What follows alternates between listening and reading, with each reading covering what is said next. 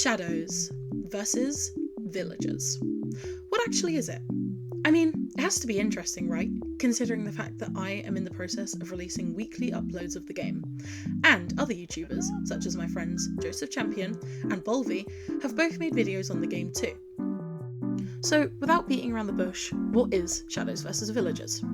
Shadows vs Villagers is a Minecraft social deduction game where all players are allocated a specific role that offers different abilities to help either side win the game. There are good roles, and there are bad roles, which I actually don't have a clip of me getting because I feel like I'm never the Shadow. So, what is the aim of the game then? The aim of the Villagers is to speedrun the game by killing the dragon, while the Shadows are trying to prevent them from doing so by killing them off without raising suspicion to themselves. The game features a small world border and cool features, like Eyes of Ender that are randomly placed around the overworld, a time limit to make sure that the game doesn't get really long, and of course my beloved proximity chat. So, back to the topic of roles. The game has 12 roles in total. There are 4 Shadow roles and 7 Villager roles, and of course the lovely neutral pinata. So, let's take a look at these roles. So we've got the basic Villager, the Looker, the Lookout, the Sheriff, the Lifelink, the Life Weaver, the Paranoid, the Pinata, and then for the Shadow roles we have the basic Shadow, the Spectre, the Dusk, and the Oracle.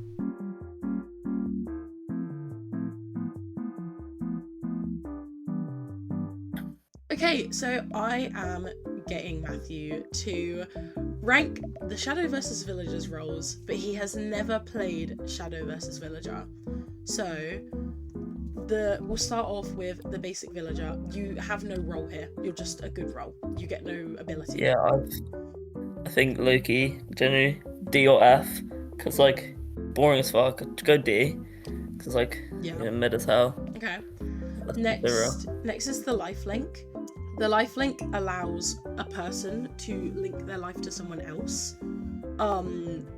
And if that other person like takes any damage, they take damage. If the other person dies, they die. That's the Lifelink.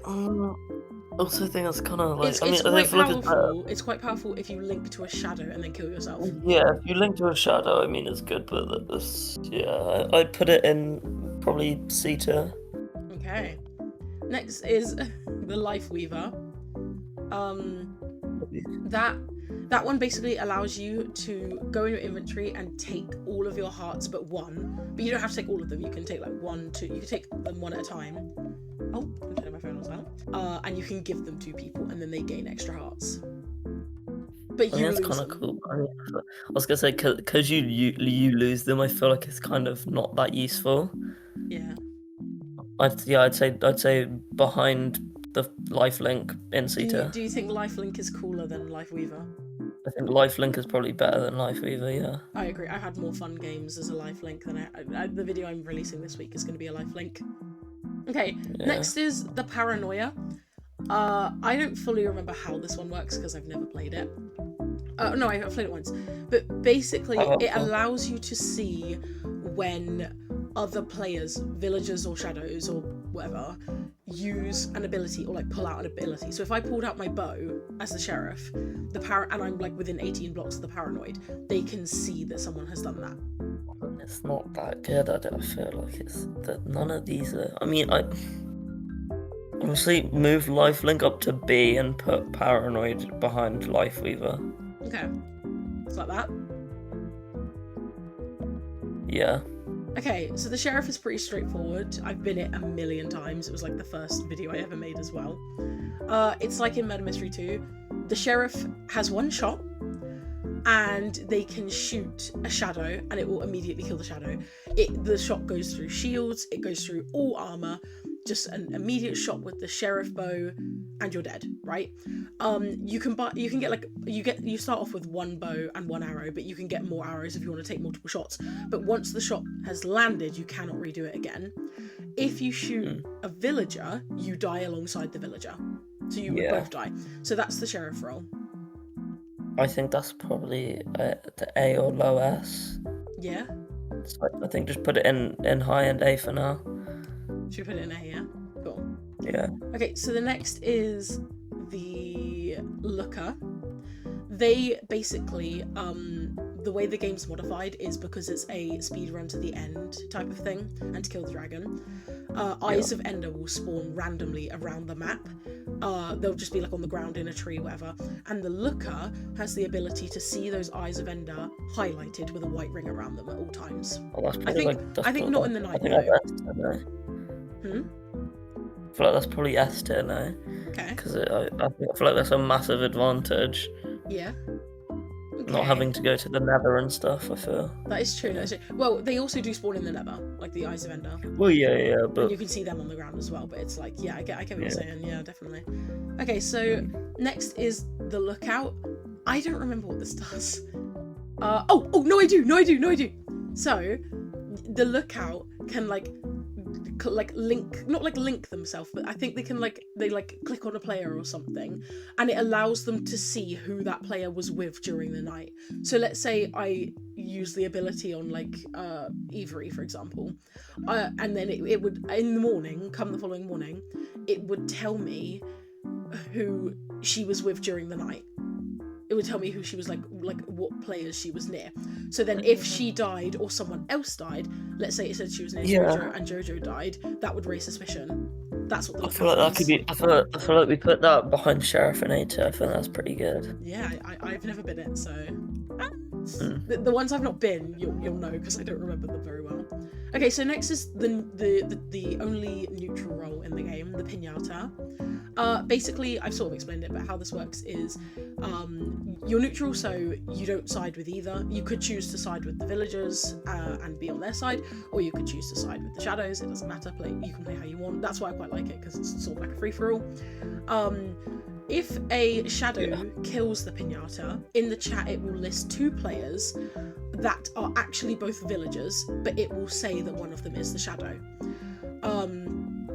Then if a villager kills the Pinata, it will say 2 players. One will be a shadow and one will be a villager.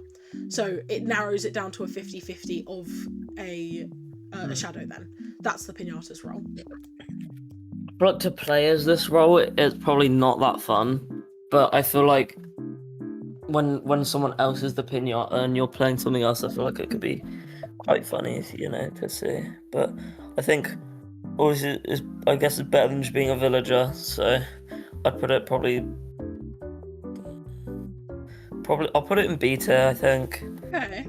I'd put it like S tier. I have been waiting to... I've never played this role, but because a lot of the game is like... I don't know if you've seen any of my videos, but a lot of it's like social deduction, like you're being very social, you're interacting with the other players, you're it could be fun to be the Pinata, because then you can go to a shadow, if you you just ask around what's your role? I'm the Pinata and I'd like to side with you, and then it just becomes really fun. It's a fun way to interact with the other players. That's why I really like it, so I am waiting for it. Okay, so now onto our shadow roles. We've got the basic shadow, so they have no abilities, I don't think, except for they can gain strength in the night, which I think all shadows can do, and I might be wrong, I can't remember which one it is, but one of them has the ability called Coal, which basically allows them to, if there's a huge group of people around them, it can take their health down very low, immediately. So I think it takes a certain amount of hearts, but the more people in the area, the more hearts it takes for everyone. So when you're grouped up, it's worse.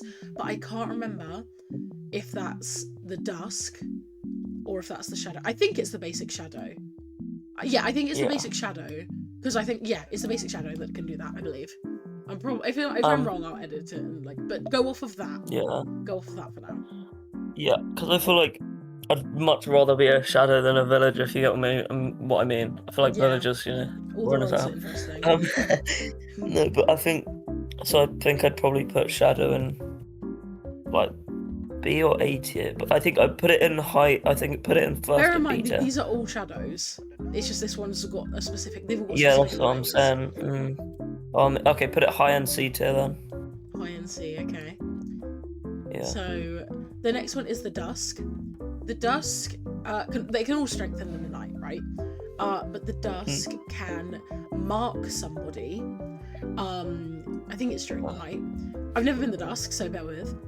And I believe that if that person like dies, it's like good for the dusk or something. Like I think they like gain hearts or something. I don't remember what it is, but they get a buff of something if the obviously better than the normal shadow in it, so I think it gives a buff down. So I don't remember exactly what the buff is. I've never played it. This is really bad. Put it in between. Put it in B tier, but at the lowest in B tier. Yeah. Okay. Yeah. The next is one of my personal favorites, the Oracle. So the Oracle again has Strength in the Night, but its specific role is that if it guesses someone's role correctly, it will kill them. That includes Shadow. So if I knew that someone was the sheriff, all you have to do is enter your backpack, click on the person you want to guess, and click on the role you want to guess them as. If you get it wrong, you die, but the other person stays alive. If you get it right, they die and you stay alive. And you can also do that pretty much infinitely, but there is quite a long cooldown. I think it's like it's more than like 5 minutes at least, so it's quite OP. But you also have to guess it like bang on correctly, right? So that encourages social. That's easy to know, like that. I feel like no, because people are always like, oh, there's an Oracle in the game, I'm not telling my role. You have to sort of gain people's trust very easily if you're this role. I'd put it. Alright, just put it. I'd say honestly, put it bottom S tier. Yeah, it's my favorite shadow role. Okay, and the final one is the Spectre. Can you guess what that ability is? No. They can go in spectator. So they have a cooldown. Okay. I do not remember how long the cooldown is. I believe it's about 7 minutes that they can use the ability, and then they have a cooldown. But they can go in spectator mode for 3 seconds, which can be good for like getting out of somewhere or jumping someone. But you have to go into your thing, you switch to spectator, and you have 3 seconds to like move around, use it to what you want. The only thing I don't like about it overly is that if you do go in spectator and someone is holding tab, they can see it.